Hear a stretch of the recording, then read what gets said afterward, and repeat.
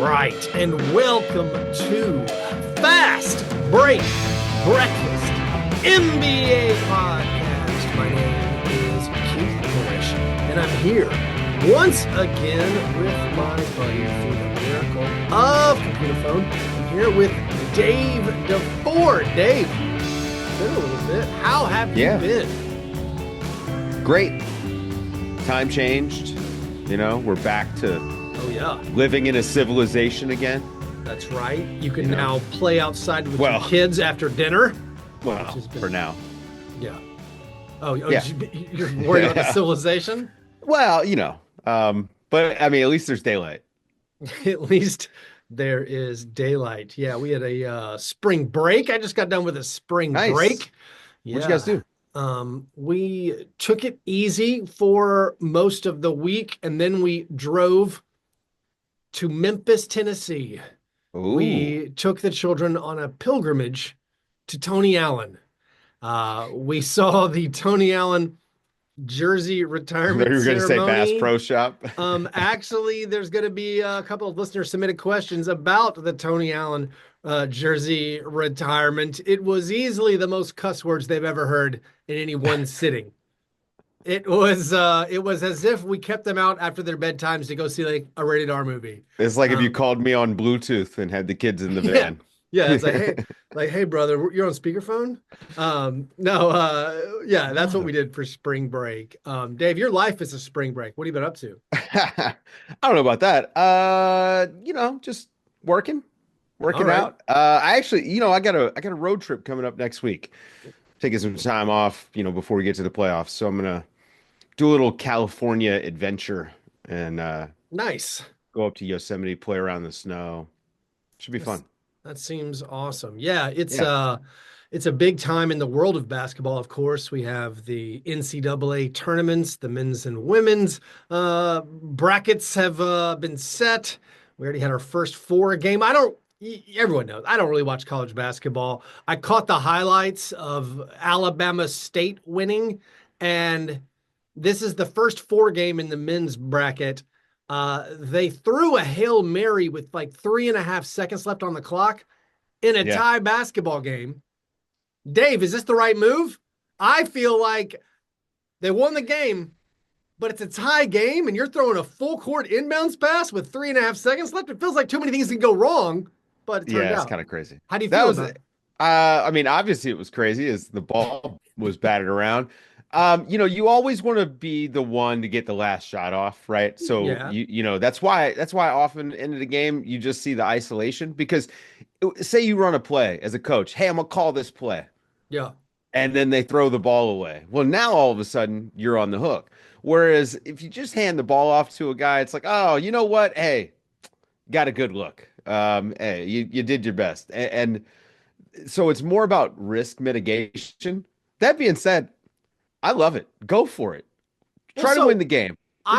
Overtime puts it in the hands of the refs. They had big guys down in the paint. I mean, if you're going to do that, Hail Mary, that's the way to do it. I had nightmare. Again, I didn't watch the game. I don't know if both teams were in the bonus. Like, that affects my opinion. Because I only saw the last. Yeah, I just saw the last play. But it's like if that ball sails out of bounds, now you're turning the ball over with 3 seconds left. No, risk and then the other mitigation, team has got your play, and they're gonna try it the other. Risk mitigation is one of the worst things about. I see it the most in the NFL. And I feel like a lot of just traditional coaching strategy we see in the NBA, it's all about risk mitigation and being like, oh no, you should kick the extra point in football to tie the game. It's like, no, right. You're basically accepting I have a 50% chance of winning if it goes in overtime or worse. Like there's so much of it is just extending. You try to extend yourself from losing, where it's like, no, let's find out now if we're going to win the game. Let's find out now with 7 minutes left. It's like the coaches going for the quick two. Instead of it's like, no, you need to make a 3-pointer right here. If you miss it, the game's over with 10 seconds left. That's fine. You're not going to win the other way. It doesn't matter if you stay alive for 10 more seconds of a game clock. Anyways, Dave. Do you subscribe to the idea that the road team should go for the win? Like if they're down 2, go for 3 and get the win instead of trying to take it to overtime? Because to me, like I've been involved in overtime games, and number one, it's a toss-up. right? Yeah. Like if you can win the tip, or if you have the opening possession, great. You've got a built-in advantage, right? Like you can already start the clock, especially if you score. But how do you feel about it? Like when you're watching your team, if they're down two, do you want them to try to go for the win? I don't have I don't have a I don't think I have a set answer to that. I think it's a Okay. game by game situation. I think it's thinking about how the game's been going. I mean, maybe there are Mhm. situations where you're on a road trip in the NBA and you're like, we got to fly to Salt Lake City tonight. Let's go for the win. Like Right. this might affect our ability to win the basketball game tomorrow. I don't know if that really ever plays into it. As far as Well, like we're not if on they're the going to road, Utah. let's just go for the win. I mean, also, the older I get, Dave, I want everyone to play for the win. I don't want anyone going like what's the worst thing that can happen here? It's not losing, it's going into overtime.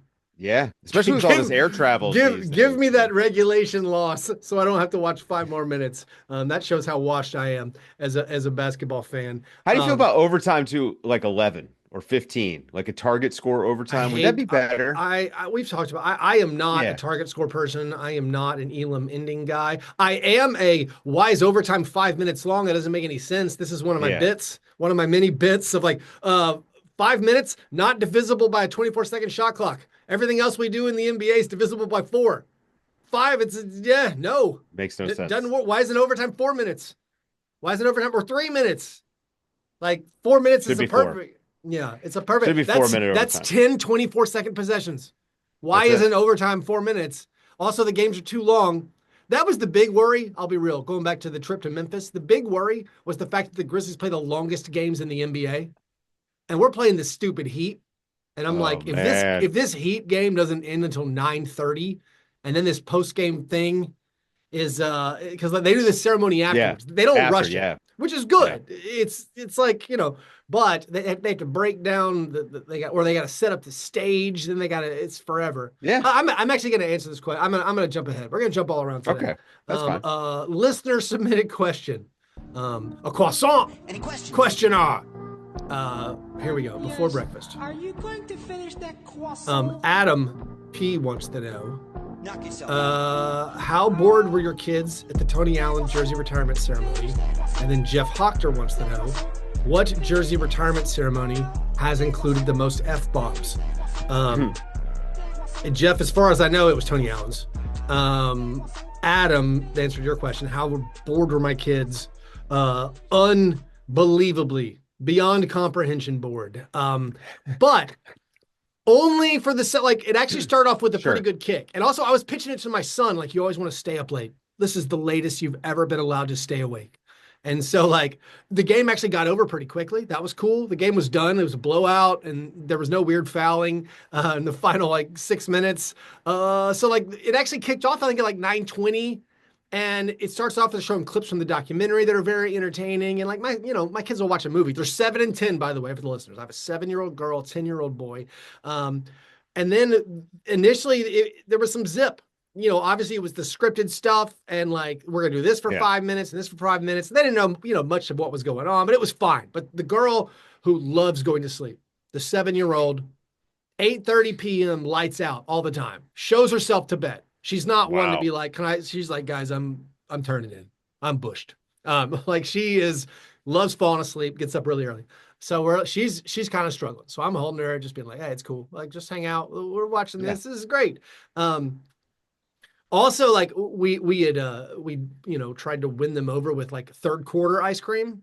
Like we're getting them a big bowl of ice cream in the third quarter. But our Right. mistake was no, but once you get the ice cream, Yeah. we didn't have any water, and you get so thirsty. Like after you have a bunch of ice cream, so like so Yeah. then it's like now it's like an hour past ice cream. Now when we start kicking in like 10:30, when Tony Allen's still talking, and Yeah. it's like and she's like, I'm so thirsty. And it's like, I'm sorry, we messed up. Can't bring a water bottle in this place. We didn't buy we're out of water. Like anyways, Oh no. so the answer to the questions, the most F bombs ever for any retirement ceremony. It was also, Dave, it was broadcast live on network television. I don't know if anyone's complained yet. I don't know if we still Wow. have an FCC. Like, do you have Yeah, to? I think everyone is kind of paying attention to But other like stuff. this was a game that actually was broadcast on network because like FanDuel, the Grizzlies worked out a thing. This was on like It was on A local NBC station? in Oh, Nashville, no. over the air, and they carried it live, which was awesome for all Grizzlies fans. But they had no 7-second delay. Wow. You think FanDuel can pay for a 7-second delay? Come on now. No, But like, I so don't. like, I assumed there was one, but then I went back and watched clips. I'm like, nope, nothing was edited. But it was funny because again, the first 30 minutes is like a well-scripted podcast. Yeah. They knew what they were doing. The first 30 minutes, PG, even G. But then like people started getting emotional. Tony started going off script. His wife clearly had been instructed to keep him on his mark on the stage, like stay center state, you know? So she kept pushing him back to like, it was really funny. Like I was like, I see what's happening. She's like in charge. But then Tony, I mean, it was a wonderful ceremony. It was, Yeah. I loved it. As a Grizzlies fan, it was amazing. As a 7 and a 10-year-old, they were the most bored they've ever been. And they were so sleepy. And they're like, yeah, we walked them back to the hotel, you know, like 10:45. Anyways, Dave, I let's hung out with kids Friday night and went to medieval times. I think they had a better time. Yeah. yeah. Yeah. Yeah, so I don't know if my kids are going to be clamoring to go back to a Grizzlies game. So that might have I backfired. mean, listen, they went. Yeah. They thought they were going to a basketball game, and some sort of an adult ceremony Well, broke out. I get it. It had to. It also, this is our bad for not getting him in church more. So they've gotten learn. So they learn how to sit still for an hour when something's going on. They don't know what's happening. Like, this guy's just talking. Hey, look, talking this is about how you learn to sit through something that sucks. That's what I'm saying. guys. Let me tell you, I grew church up is sitting super through sermons important. I every know. 30, you know, like 3 times a week, I and it was know. just like, man, I just sit there. It's important for here's how to meet this awkward person and be nice, and That's here's true. how to sit through something that just absolutely sucks. Yeah, so that's how you teach your kids. Like, kids, That's just it. keep moving when that guy talks to you. Discipline. Just keep moving. People thought it was discipline because the pews were hard. It's actually discipline because you just want to be like, what? Exactly. Yeah. Man, you got to retreat into your mental space there and just start dreaming Yeah. about stuff. Your mind palace. Yeah, you got That's to get right. in there. Son, get in the mind palace. Anyways, Dave, have you had a breakfast? What's your I breakfast did. today? Yeah, man. Look, you know what? One of the things about doing this podcast that is, it has really helped me become a breakfast guy. Like, you know, I used to not be a breakfast guy. Yeah. Yeah. So oatmeal, but no pumpkin. Actually, I Okay. have switched it up for the spring. I'm just doing dates That's right. Yeah. in the oatmeal. It's delicious, you know, and then There you a go. banana. Yeah, it's really good. My breakfast, I had the all-American breakfast of Like Denny's? a stick of turkey jerky and Girl Scout cookies. Ooh, was- what kind? The lemon ones. What are they? I don't know what they're Okay. even called. I So don't know. I got I'm the shortbread ones, and Yeah. I've been having those with frozen fruit like cherries and oh my gosh. Oh, there you go. So I am, if you're watching on YouTube, I'm not in the studio / my basement. I am recording in a piano room. Undisclosed location. I'm in an You're where they undisclosed sent Dick piano room. Cheney. That's right. And so in there, there's like a faculty break room, and they've been stocking it with the snacks. I will say the beef jerky, the turkey jerky, it goes first. So like if you walk in there and there's jerky, Oh, you're like, yeah. whoa. And so like, yeah, I had one of those. And then also some parents have loaded up with Girl Scout cookies. So pretty tremendous, I gotta say. I haven't come up. I'm not like a big like meat replacement guy, like since Yeah. I stopped eating meat, but the jerky thing, like I'm going on a road trip next week. I'm gonna be doing a bunch of hiking. Like Yeah. the trail mix, I'm set. I got to figure out like how do I compensate for no jerky? You just That's a bag it. tough one. How would I? Because Yeah. there is no like jerk tofu. Like you can't do that. Yeah. I don't know the Not gonna answer. work. Anyways, those were our breakfasts. We're gonna fly right over our breakfast in bed, apologies, into the biggest story of today's episode.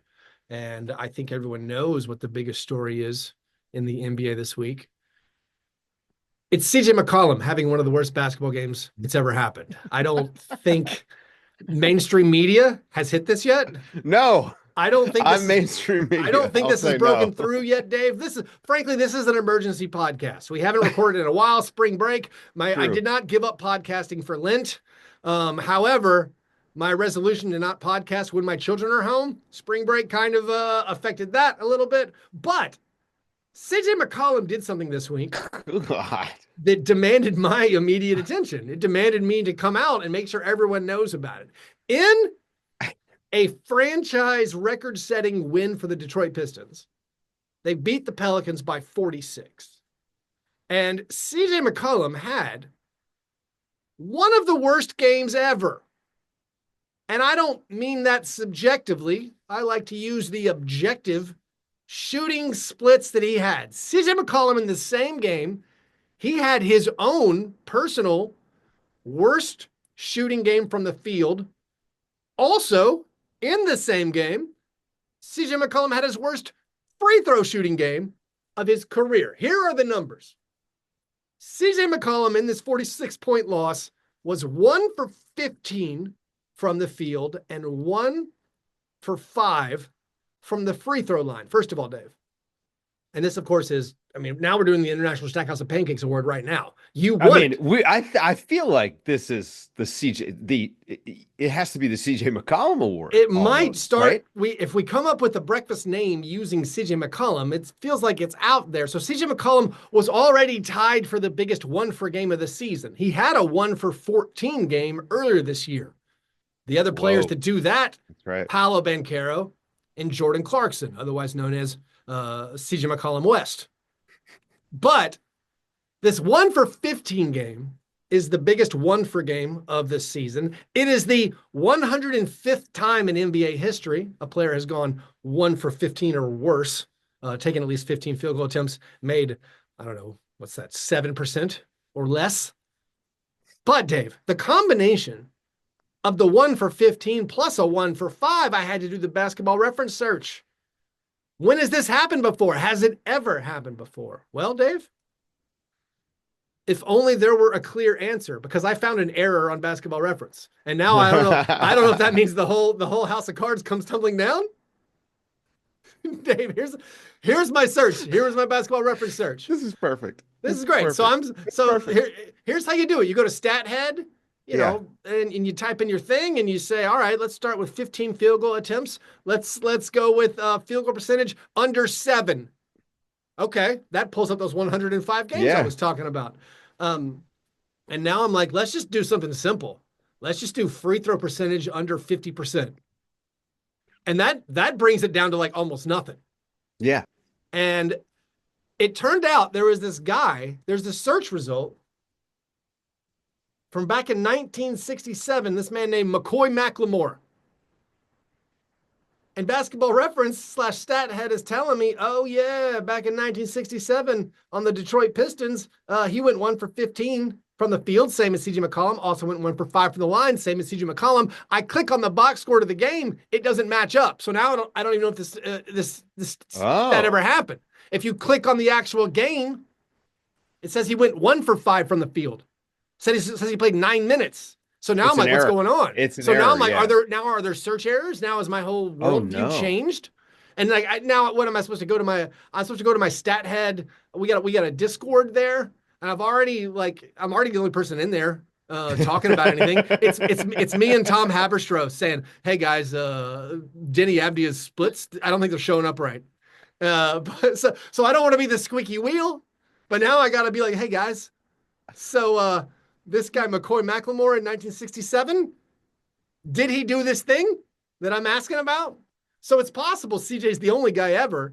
I would guess yes. Under 25% from the foul line. We need to line. see the paper box score, okay? I need the original paper box score. Otherwise, throw it out. There are some questions. However, I did pull up, there are some recent comparable games. Okay. Notably, in 2010, Dwayne Wade. This is a game where his team scored 77 points. They lost to the Pacers 93-77. This is November 22nd. Well, I wonder what the pace adjusted, because New Orleans only scored 81 in this game. I wonder what their pace adjusted for era score would have been. What, it was like 70 points? To score horrible. 81 points in this NBA? I don't know. That's like 65 points. Although I gotta say, there were multiple teams held under 100 points this week. It felt like there were more than normal. Just in the Bucks last night held to 93 by the Warriors. It's March. Yep. Dwayne Wade in this game in 2010 was 1 for 13. He was also 1 for 5. There's also, I'm seeing a. Did he also have no personal fouls? Oh wow, that's a great question. No, he had 3 personal fouls. He did 5 turnovers though. I mean, that is a game. From CJ Dwayne McCollum Wade. had no There's this guy Ray Felix, and this box score does hold up. Ray Felix of the Knicks in 1957, he went 0 for 10 from the field, also 0 for 4 from the foul line. Like, that's pretty terrible. That's special, I would say. This guy, Charlie Scott, playing the Philadelphia Warriors in 1970. Oh, that's the Suns. Excuse me. This is 1978. Charlie Scott had a 1 for 14 game from the field, 1 for 4 from the foul line. So regardless, I don't think this McCoy McLemore game occurred. I think CJ McCollum is the only player ever to take 15 field goal attempts in a game, make less than 10% of them, while also take at least 5 free throws and make under 50%. No one's even done that. And he's 1 for 5. So just a stunning performance. I mean, this is amazing. This is the new bar. I mean, the Pistons defense Pistons are great. Not good enough for that. I mean, they're the bad boys. My only regret. CJ McCollum, come on. Like, he's not even having a terrible season when you look at his overall stats. Yeah. But he's had some stinkers. No, I will say my biggest regret from this game is that it was a 40-point blowout and CJ McCollum didn't come back in. Like, he didn't play the fourth quarter. He did this I'm pretty sure he did this entirely through 3 quarters. So that is they had 32 points at halftime. It's amazing. Absolutely amazing. High school basketball. Anyways, Dave, let's take a break and then we'll come back. And we have a few things to talk about, including rampant, disgusting, immoral tanking.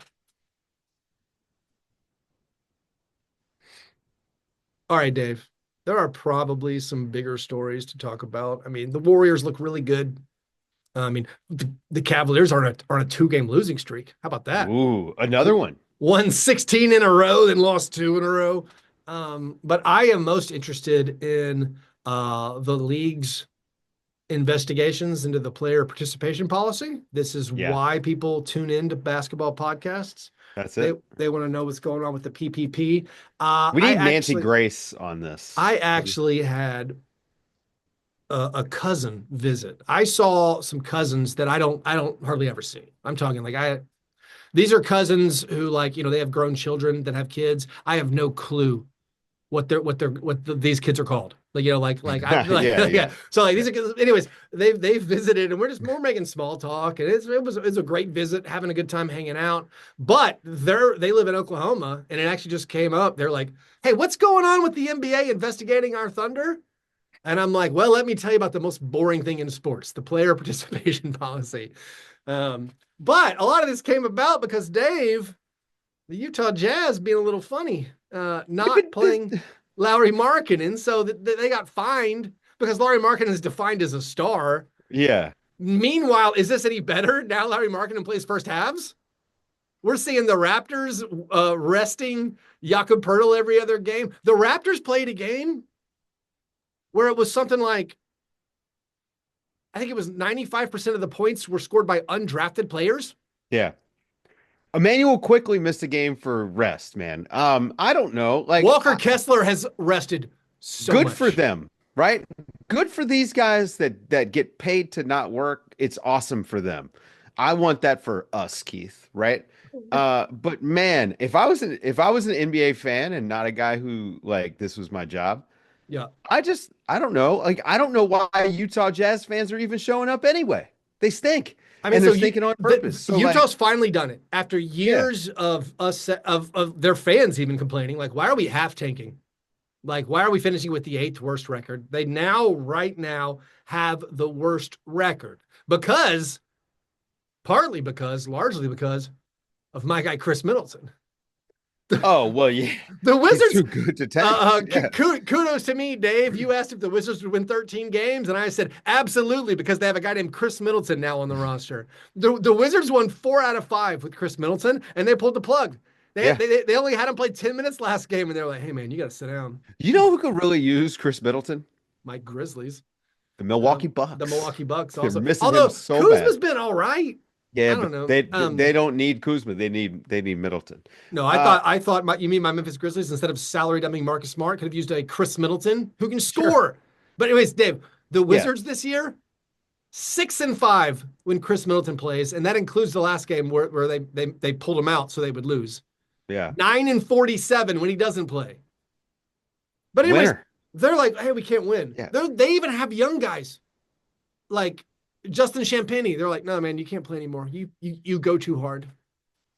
The Jazz are being humiliating with the way they're playing. All of this for what, man? Like you have the Sixers, ping pong which balls. like, all right, Paul George stopped podcasting for 3 weeks to chase a championship. That ended poorly. I loved how the Paul George injury news broke, Dave. Oh man. Where it was like it didn't lead with he's out for the season. No. It led with he got injections. Yes. And then he's out for the season. And that made it seem like he's out for the season because he got injections, which I was like, this is great. Right. Yeah. Like I understand. Also, by the way, I thought we'd already gone through this with Paul. I thought everyone had already just presumed that he was going to miss the rest of the season. I thought we were all on the same page there. Well, also Eric Gordon's still not out for the season. Eric Gordon gonna return in 6 weeks. That's right. So, but Paul George apparently not. Playoff starts in 26 days. I know, and we're not naive. We understand why we're doing this. We're doing this because the league has incentivized this to happen. Which I'm now going to play my greatest hits, Dave. Again, I was so outraged last week. I almost broke my spring break rule. Where I'm like, this is.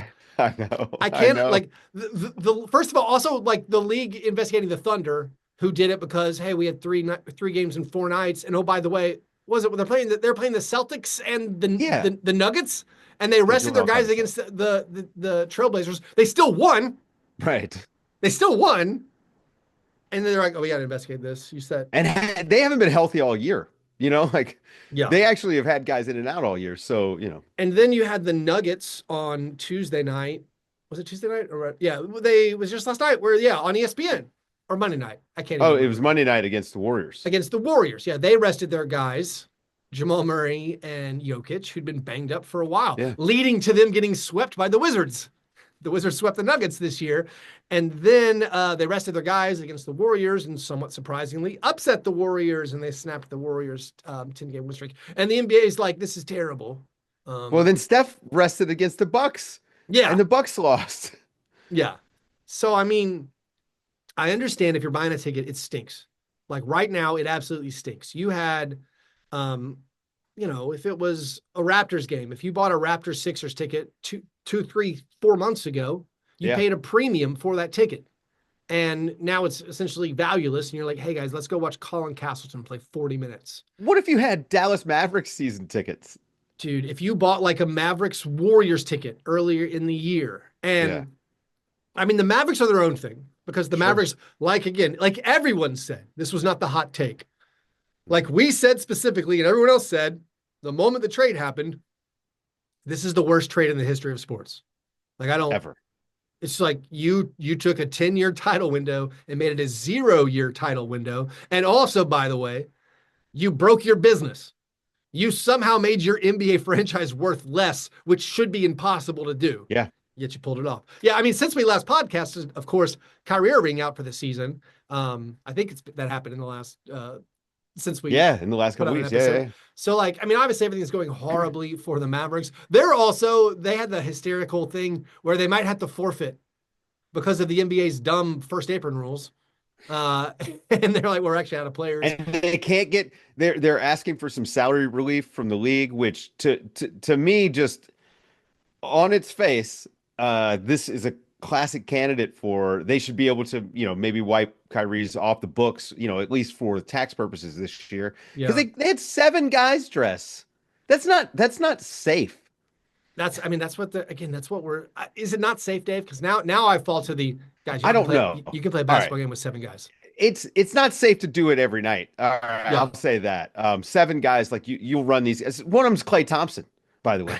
Let's just man, he's just gonna jog 3-point line to 3-point line. He'll be fine. Well, he's already shopping for houses in Phoenix. So anyways, all this goes back to, we know why teams are losing on purpose. The Mavericks are not losing on purpose. The Mavericks still alive. I mean, they're going to make the play-in, probably. I don't see Phoenix coming. I thought the Trailblazers were going to do it. The Trailblazers had a little losing streak. By the way, Dave, the Trailblazers over the last 2 months, this is literally since January 19th, they have the 7th best net rating in the NBA. You're Third in just hanging out defense. with Tom Haberstroh in that I am, stat man. head Me and Discord. Haberstroh doing some things in the I Discord. love that you're getting the inside scoop No, I from was no, Haberstroh. I no, I obviously I follow the league so closely behind the Yeah, Grizzlies now, and like they're playing the Trailblazers tonight, and people are like, well, we yeah, gotta get this one. And I'm like, guys, the Trailblazers have a better record than the Grizzlies over the past 2 months. yeah. Just be ready that they're awesome at defense, and just be ready. As the Grizzlies play without John Morant, who's suffering now a hamstring issue. But anyways, going back to the tanking thing, this is because you reward the losing teams. And I Right. would like to reemphasize, we don't have to do this.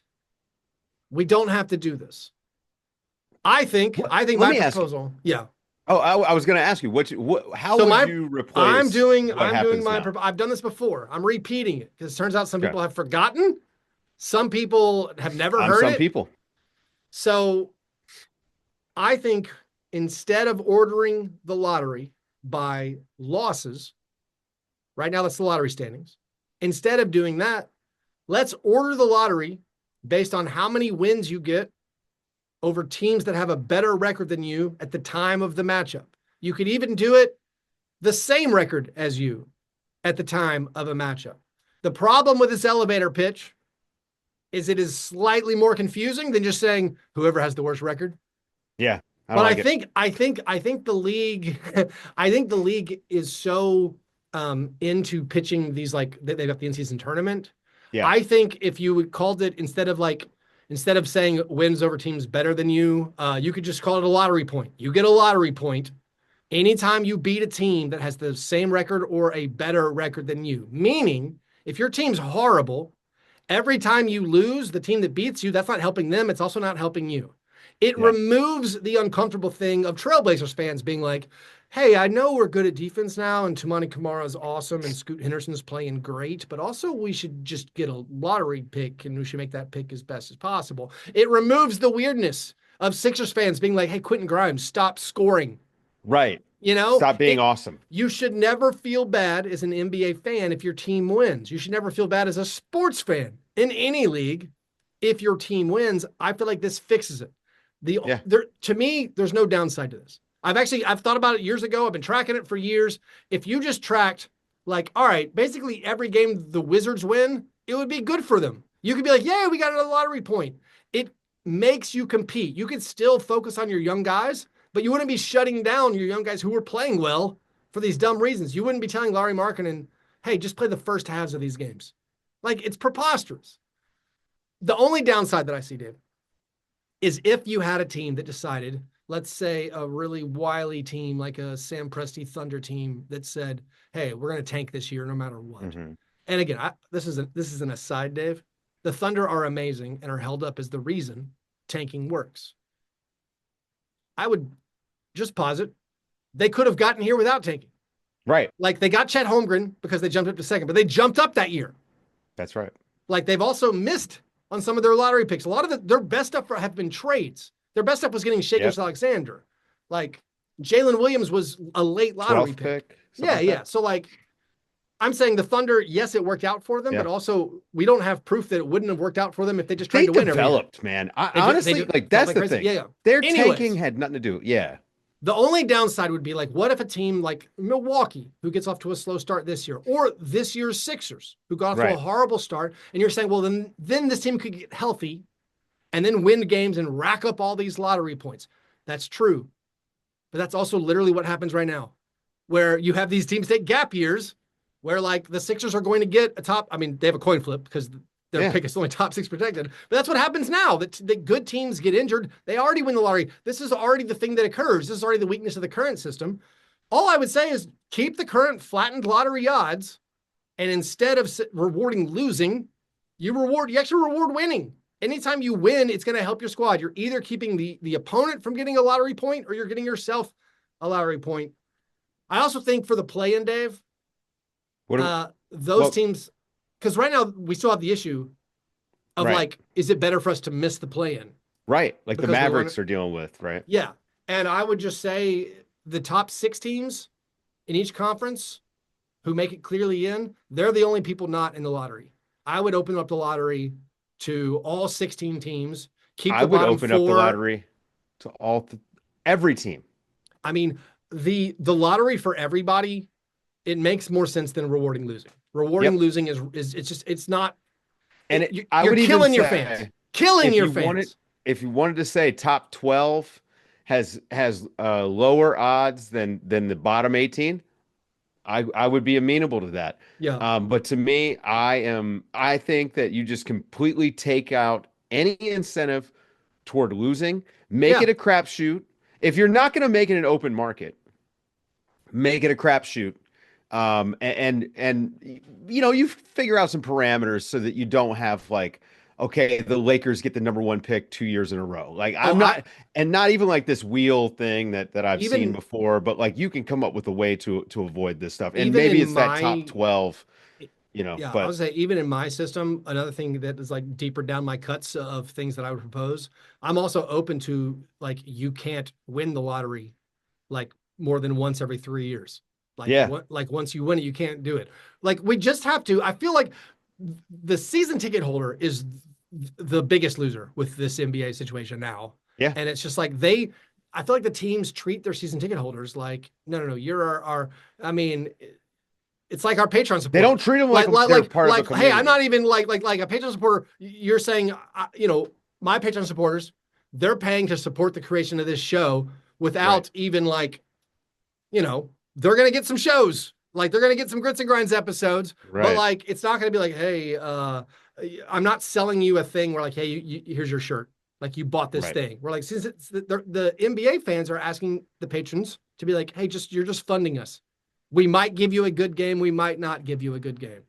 And it's like that seems wild to me. Also, it would fix TV.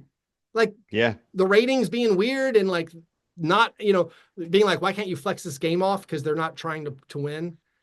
I mean, like you could even do it where I initially thought that like in my system, you could start on opening night. Be like, if you won the game, guess what? that's a lottery You point. got a lottery point. Both teams were zero Yeah, and zero, zero. zero. Or you could do it once the NBA Cup's over. Now we're tracking lottery points. It's something else to track.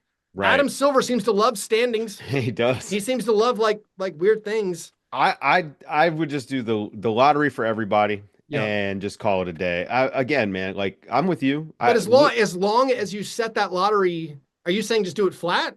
I would either I think that you can do a thing because what you want is a league that has talent distributed, right? And however you get there is however you get there. And I would argue, the other thing, there's so much parity right now. If Yeah. you got rid of tanking, you would have even more parity because there would be more competitive games. Because we watch some of these tanking teams, Yeah. they're competitive even when their stars are hurt. So, the skill curve in the NBA is flattened so much. I think you could adjust those lottery odds, do like that bucket of the non-playoff teams, right? And then play in and below, Yeah. then you're in this other bucket with the same odds and good luck. And if like imagine, what if like you look at the play-in teams right now, okay? Yeah. Atlanta, Orlando, Chicago, Miami, Minnesota, Clippers, Kings, Mavs. If any of those teams were to somehow luck into the number one pick and get Cooper Flag, now all of a sudden they're championship contenders, maybe. Yeah. Do you know what I mean? And to me, that's better than like I don't want to see Cooper Flag go to the Utah Jazz. I I mean, just don't. The guy is you just mentioned teams that I like. The Suns shouldn't get this guy. Come on now. I didn't say the Suns. Oh, did you not? No, I did not. I would Okay. never. Although I give the Suns credit for You just don't want Devin Booker to put him in blindly Cooper going Flag. for it. Just blindly going Uh, for it against all odds. Yeah, I mean, you mentioned like the talent should be somewhat evenly dispersed, and that's the thing. Like you said it actually kind of is. Yeah. These teams can compete.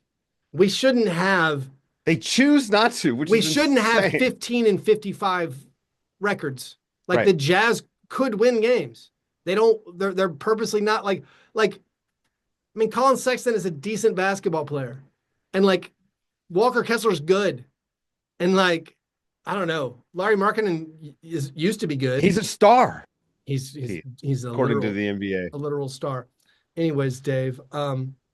Lowry's really good.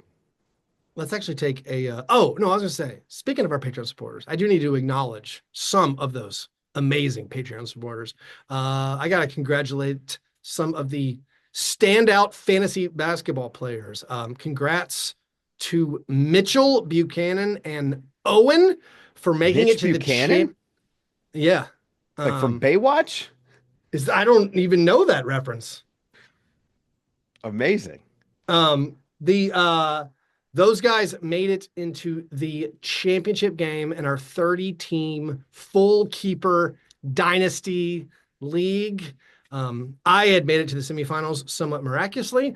I actually, Dave, this is going to be bad for the listeners. I was still alive in all 5 fantasy leagues I was in until Sunday. It was killing me. That's too many leagues. But anyways, I'm in the final of one of our listener leagues against George. I'm in another final of the other listener league against Derek Odell. We're in the semifinals of the 40 team International Stackhouse of Pancakes negative fantasy league. So a huge congrats to Mike Frederick and Adam Pike. And then me and Caleb were battling out. I The can't stay on last, top of my email, yeah, I Keith. I know don't know how you're doing this. the last 4 remaining. Like here's the thing, I wanted to win my semifinal in dynasty, but honestly losing one was good. I mean, I gotta get out of these because I started getting obsessive. I start adding up all the numbers to be like, all right, who's gonna do what this week? All right, we gotta I gotta get some assists, man. I gotta find some assists. But like, yeah, so I'm a little relieved. Anyways, congrats to all those people. Also, by the way, if you're a Patreon supporter, we're doing a men's and women's bracket over on ESPN. I posted it in the Slack. I'll put it up on Patreon. So if you join that, we'll give a prize to the winner. Probably mail a shirt to the winner of each bracket there. So if you want to go over there and do that, that'll be at patreon.com/fastbreakbreakfast. All right, Dave, I got a question for you. I think this is here's our mainstream. We're going mainstream. Here's our big mainstream talking Okay. point. I hit It's about to be CJ a bird McCollum. flu question. Okay. I hit CJ McCollum and I hit tanking. 2 of my favorite things. All No, right. who would you rather be? Which team would you rather be? The Suns, the Sixers, or the Mavericks?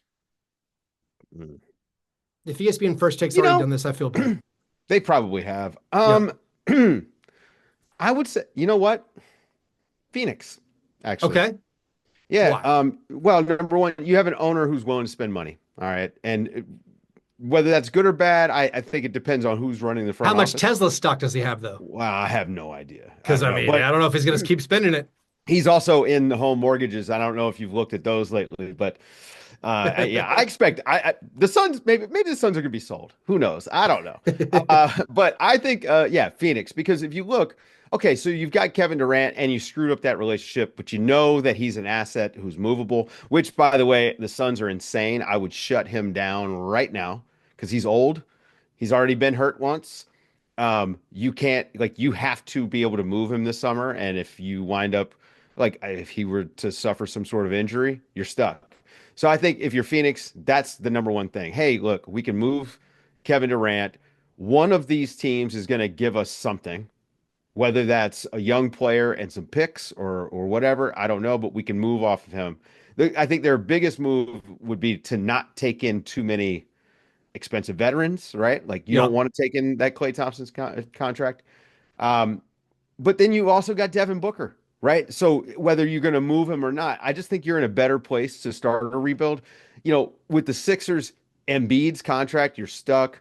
Paul George looked real old when he was out there this year, and he Yeah. is 35 years old, has 3 years left. Maxi's great. Like I think Maxi and Jared McCain, that's a really nice pair of guys to have, but you're stuck with what is it, $90 million or whatever that is, More. $100 million Yeah, yeah, of, yeah. of More. Keep Embiid and going. Paul Keep George. Yeah. going. So I mean, you know, the numbers have gotten so ridiculous, Keith. I've stopped looking at salary sheets because they just don't matter. That's all. Yeah. It's all fake. Yeah. So I just think when you and what was the other one? Oh, Dallas. Well, you traded away Luca, and you're never gonna come back from So that. So yeah, ever. the The problem, Mavericks literally I, they might as well move. They're not gonna move, but they might as well move. I think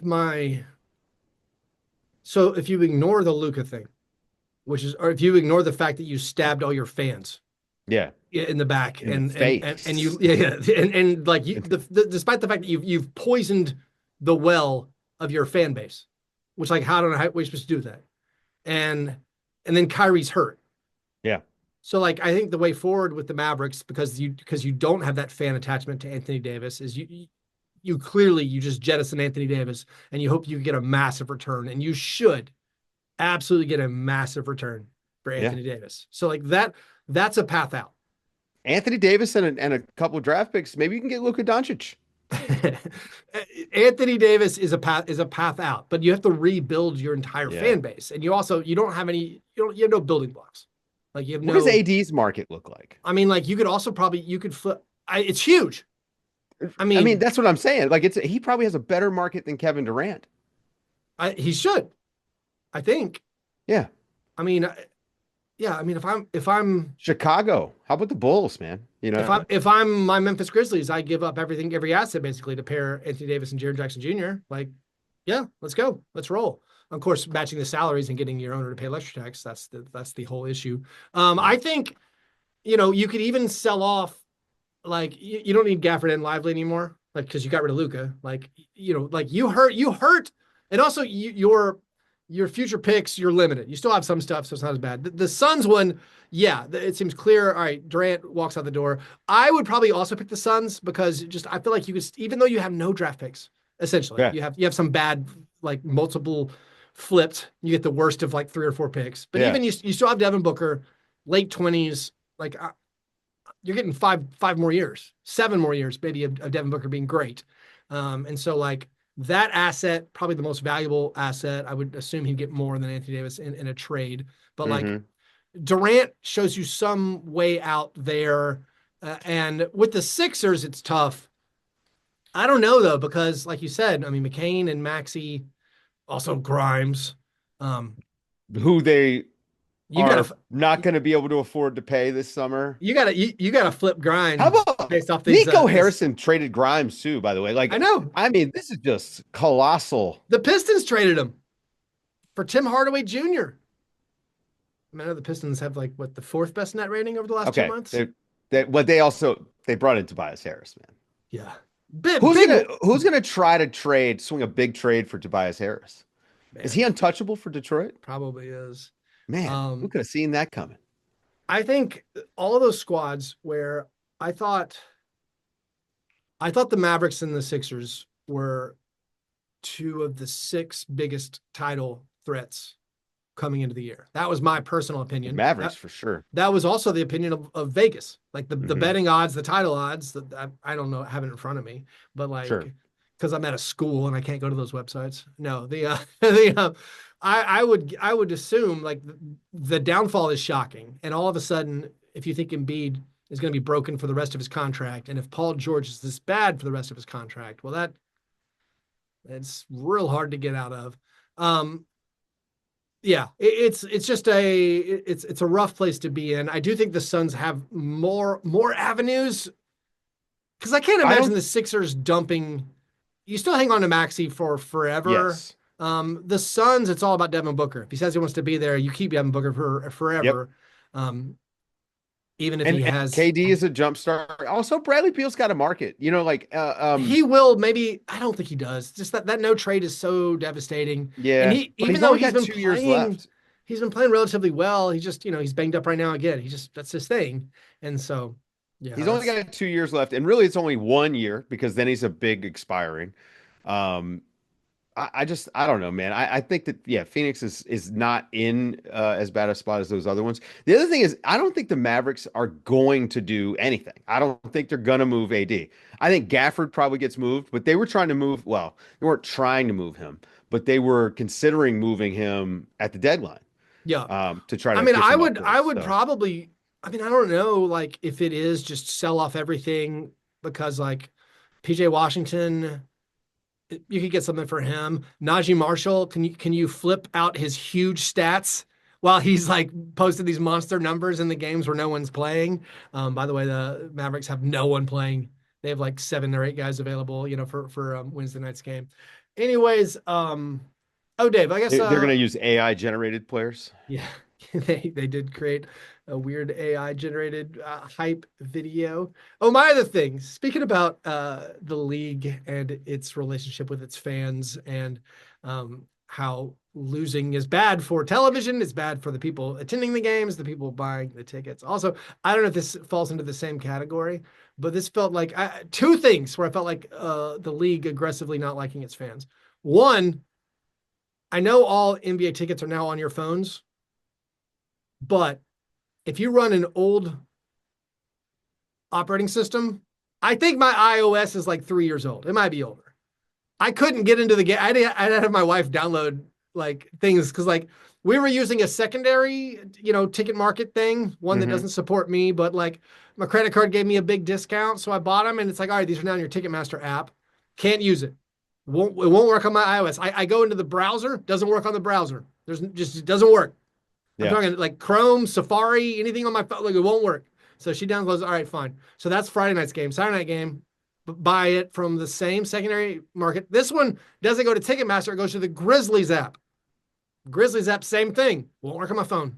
Like won't load. So I'm like, how is this? Like, again, I'm technologically capable. There's an app on my phone that's been retired by Apple and I don't want to get rid of it. Like, so it's this music app. It's really cool. It actually is a good use of AI.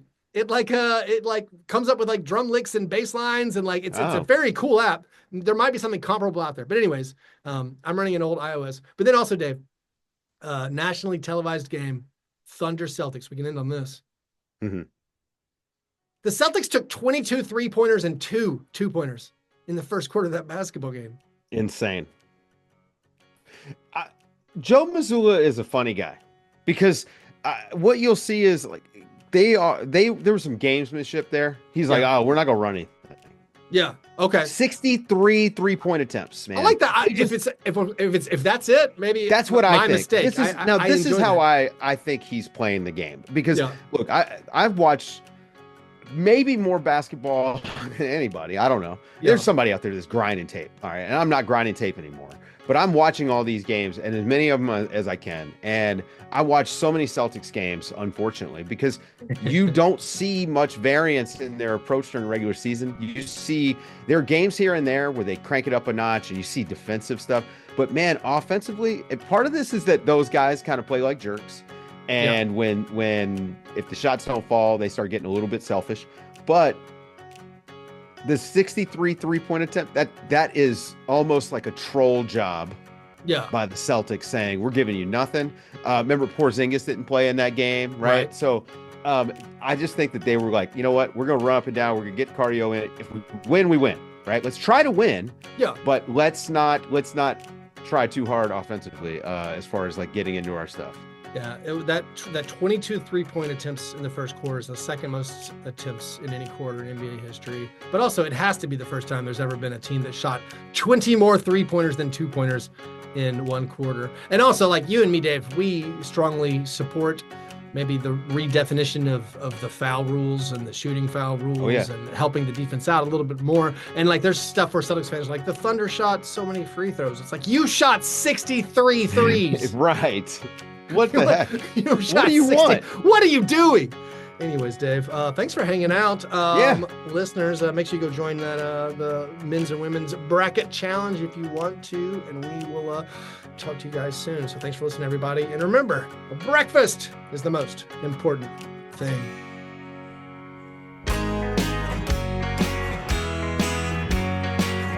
Yeah, never apologize for being G&G. Fastbreak, man. You understand?